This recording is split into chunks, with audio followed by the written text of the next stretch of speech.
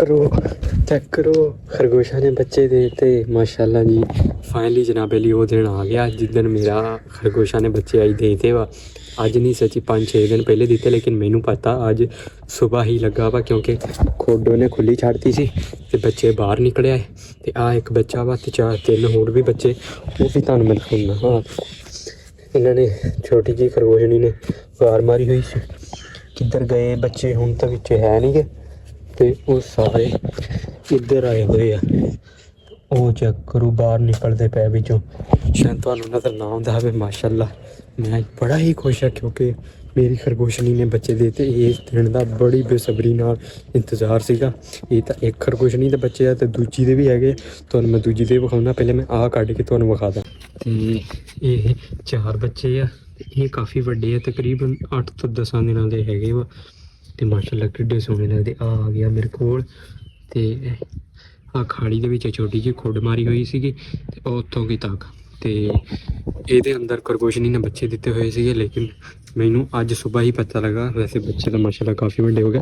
ਤੁਹਾਨੂੰ ਮੈਂ ਦੂਜੇ ਬੱਚੇ ਵਿਖਾਉਂਦਾ ਵਾਂ। ਇਹ ਪਹਿਲੇ ਇਹਨਾਂ ਨੂੰ ਮੈਂ ਅੰਦਰ ਵਾੜ ਕੇ ਖੁੱਡ ਬੰਦ ਕਰਕੇ ਉੱਧਰ ਰੋੜਾ ਲਾ ਕੇ ਸਾਰਾ ਕੰਮ ਕਰਕੇ ਉਸ ਤੋਂ ਬਾਅਦ ਦਿਖਾਉਣਾ ਦੂਜੇ ਚੱਲ ਕੇ। ਹੁਣ ਜੀ ਇਹ ਬੱਚਿਆਂ ਨੂੰ ਮੈਂ ਸਾਰਿਆਂ ਨੂੰ ਇੱਥੇ ਖੁੱਡ ਦੇ ਵਿੱਚ ਰੱਖਣ ਲੱਗਾ ਵਾਂ। 1 ਤੇ ਆ 3 ਹੋ ਗਏ ਤੇ ਆ ਇੱਕ ਆਖਰੀ ਰਹਿੰਦਾ।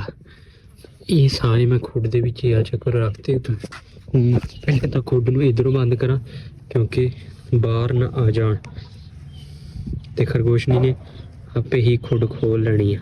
ਤਾਂ ਫਾਈਨਲੀ ਜਨਾਬੇ ਲਈ ਇਧਰੋਂ ਮੈਂ ਪੂਰਾ ਕੰਮ ਕਰਤਾ ਵਾ। ਚੈੱਕ ਕਰੋ ਮੈਂ ਨਿਸ਼ਾਨੀ ਲਾਤੀ ਆ ਕਿਉਂਕਿ ਇਹਦੇ ਥੱਲੇ ਬੱਚੇ ਵਾ ਤੇ ਬਾਕੀ ਇਧਰੋਂ ਖੁੱਡ ਕੱਢੀ ਸੀ, ਇਧਰੋਂ ਬੰਦ ਕਰਤੀ ਤੇ ਅੱਗੇ ਚੱਲਦਾ ਵਾ ਦੂਜੇ ਪਾਸੇ ਜਿੱਧਰ ਦੂਜੀ ਖਰਗੋਸ਼ਣੀ ਤੇ ਬੱਚੇ ਦਿੱਤੇ ਹੋਏ ਵਾ। ਤੇ ਉਹ ਆਗਾ ਹਾਂ ਚੈੱਕ ਕਰੋ ਮੈਂ ਇੱਥੇ ਘੜਾ ਲਾ ਕੇ ਗੇਟਾਂ ਲਾ ਕੇ ਉੱਤੇ ਲੇਪਾ ਕੀਤਾ ਹੋਇਆ। ਤੇ ਹੁਣ ਮੈਂ ਆ ਜਾਲ ਨੂੰ ਹਟਾ ਕੇ ਤੇ ਜਦੋਂ ਮੈਨੂੰ ਪਤਾ ਲੱਗਾ ਸੀ ਕਿ ਖਰਗੋਸ਼ ਵੀ ਉਹ ਸਾਹਮਣੇ ਦੇਖੋ ਬੈਠੇ, ਜਦੋਂ ਮੈਨੂੰ ਪਤਾ ਲੱਗਾ ਸੀਗਾ ਕਿ ਬੱਚੇ ਦੇਤੇ ਆ ਤਾਂ ਮੈਂ ਇੱਥੋਂ 2 ਇੱਟਾਂ ਪੱਟ ਲਈਆਂ ਸੀਗੀਆਂ। ਤੇ ਹੁਣ ਉਹ ਚੈੱਕ ਕਰੋ ਇਹ ਆ ਦੇਖੋ ਮਾਸ਼ਾਅੱਲਾ। ਤੇ ਹੁਣ ਮੈਂ ਇਹਨਾਂ ਨੂੰ ਕੱਢਦਾ ਬਾਹਰ। ਆ ਹੈਗੇ ਵਾ ਖਰਗੋਸ਼ਣੀ ਦੇ ਵਾਲ ਨਾਲ ਤੇ ਇਹ ਹਲੇ ਛੋਟੇ ਆ, ਤਕਰੀਬਨ 3 ਦਿਨਾਂ ਦੇ ਆ ਤਾਂ ਉਹ ਵੱਡੇ ਆ। ਤੇ ਇਹ ਹੈਗੇ ਮਾਸ਼ਾਅੱਲਾ ਤੇ ਖਰਗੋਸ਼ਣੀ ਦੇ ਜਿਹੜੇ ਵਾਲ ਆ ਵਿਚਾਰੀ ਨੇ ਆਪ ਤੇ ਪੱਟ ਕੇ ਨਾਲ ਗਰਮੈਸ਼ ਦੇਣ ਵਾਸਤੇ ਲਾਏ ਹੋਏ ਤਾਂ ਮੈਂ ਇਹਨਾਂ ਵਾਲਾਂ ਨੂੰ ਫੇਰ ਅੰਦਰ ਰੱਖ ਦੇਣਾ।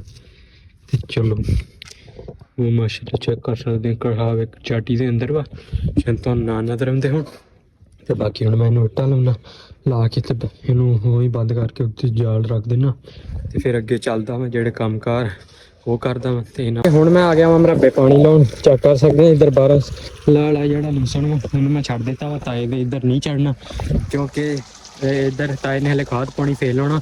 ਤੇ ਮੈਂ ਉਹ ਚੈੱਕ ਕਰ ਸਕਦੇ ਨੱਕੇ ਦੇ ਵਿੱਚ ਖਾਦ ਰੱਖੀ ਹੋਈ ਹੈ ਤੇ ਹੁਣ ਇਹਨੂੰ ਪਾਣੀ ਛੱਡਿਆ। ਤੇ ਬਾਕੀ ਇਸ ਤੋਂ ਬਾਅਦ ਤਕਰੀਬਨ ਥੱਲੇ ਕਿਆਰੇ ਨੂੰ ਪਾਣੀ ਲਾਉਣਾ, 2 ਕਿਆਰੇ ਉੱਧਰ ਉਹਨਾਂ ਨੂੰ ਪਾਣੀ ਲਾ ਕੇ ਹਾਂਜੀ ਤੇ ਜੀ ਸਾਰਾ ਪਾਣੀ ਲਾ ਲਿਆ ਵਾ। ਤੇ ਹੁਣ ਨੈਪਰੇ ਨੂੰ ਲਾ ਰਿਹਾ ਵਾਂ। ਤੇ ਇਸ ਤੋਂ ਬਾਅਦ ਇੱਕ ਚਰੀ ਦਾ ਕਿਆਰਾ ਰਹਿੰਦਾ, ਉਸ ਤੋਂ ਬਾਅਦ ਪਾਣੀ ਖਤਮ ਹੋ ਜਾਣਾ। ਤੇ ਆ ਇੱਧਰ ਨਾਲ ਪਲਾਟ ਵਾ ਸੀ ਉਹਨੇ ਕੋਈ ਦਰਖਤ ਲਾਏ ਹੋਏ ਆ ਟ੍ਰੈਫਿਕ ਵਾਲਾ ਵਾ। ਉਹ ਆਂਦਾ ਮੇਰੇ ਇੱਧਰ ਲਾਜ਼ਮੀ ਪਾਣੀ ਲਾ ਦਿਆ ਕਰ ਤੇ ਇਹਦੇ ਵਿੱਚ ਪਾਣੀ ਲਾਉਣ ਦਿਆ। ਚੈੱਕ ਕਰੋ ਪਾਣੀ ਜਾਂਦਾ ਪਿਆ।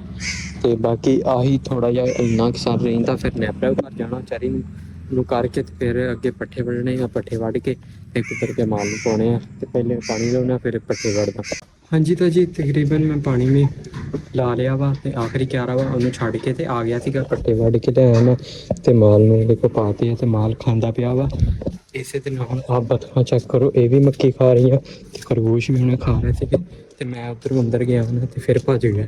ਤੇ ਆਹ ਚੈੱਕ ਕਰੋ ਮਾਸ਼ਾਅੱਲਾ ਬੱਚੇ ਬਾਹਰ ਨਿਕਲੇ ਹੈ। ਬਾਹਰ ਨਿਕਲੇ ਨਹੀਂ ਗਿਆ ਮੈਂ ਕੱਢੇ ਵਾ। ਮੈਂ ਕਿਹਾ ਥੋੜ੍ਹੀ ਦੇਰ ਬਾਅਦ ਖੇਲਣ। ਤੇ ਇਹ ਮਾਸ਼ਾਅੱਲਾ ਕਾਫੀ ਵੱਡੀ ਹੈ। ਬਸ ਤਕਰੀਬਨ 4-5 ਦਿਨ ਹੋਰ ਆ ਫਿਰ ਤੁਸੀਂ ਦੇਖਿਆ ਜੇ ਇਹਨਾਂ ਨੇ ਇਸ ਤੋਂ ਜ਼ਿਆਦਾ ਵੱਡੇ ਹੋ ਜਾਣਾ। ਖਾਣ ਪੀਣ ਵੀ ਲੱਗ ਪੈਣਾ 5-6। ਤੇ ਹੁਣ ਮੈਂ ਇਹਨਾਂ ਨੂੰ ਦੇਖੋ ਇੱਧਰ ਆ ਰਿਹਾ ਇਹਨਾਂ ਨੂੰ ਚੱਕ ਇੱਥੇ ਰੱਖਦਾ ਤਾਂ ਕਿ ਅੰਦਰ ਚਲੇ ਜਾਣ। ਇਹ ਇੱਕ ਇਹ ਮਾਸ਼ਾਅੱਲਾ 4 ਬੱਚੇ ਤੇ ਉਹ ਦੇਖੋ ਮੈਂ ਰੱਖ ਦਿੱਤਾ ਉਹ ਅੰਦਰ ਚਲੇ ਗਿਆ। ਸਾਰਿਆਂ ਨੂੰ ਰੱਖ ਦਿੰਦਾ ਤੇ ਇਹ ਅੰਦਰ ਚਲੇ ਜਾਣਗੇ। हाँ देखो मैं रख दीते तो सारे अंदर चले गए। ते हुण मैं मिट्टी ला देना।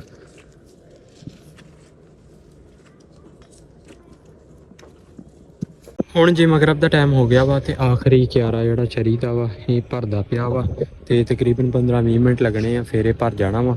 ਤੇ ਬਾਕੀ ਇਸੇ ਦੇ ਨਾਲ ਅੱਜ ਦੇ ਵਲੌਗ ਦੀ ਕਰਦਾ ਐਂਡ। ਬਾਕੀ ਤੁਸੀਂ ਕਮੈਂਟ 'ਚ ਦੱਸਿਆ ਵਲੌਗ ਕਿਵੇਂ ਆ। ਇਨਸ਼ਾਅੱਲਾ ਮਿਲਦਾ ਅਗਲੇ ਵਲੌਗ 'ਚ।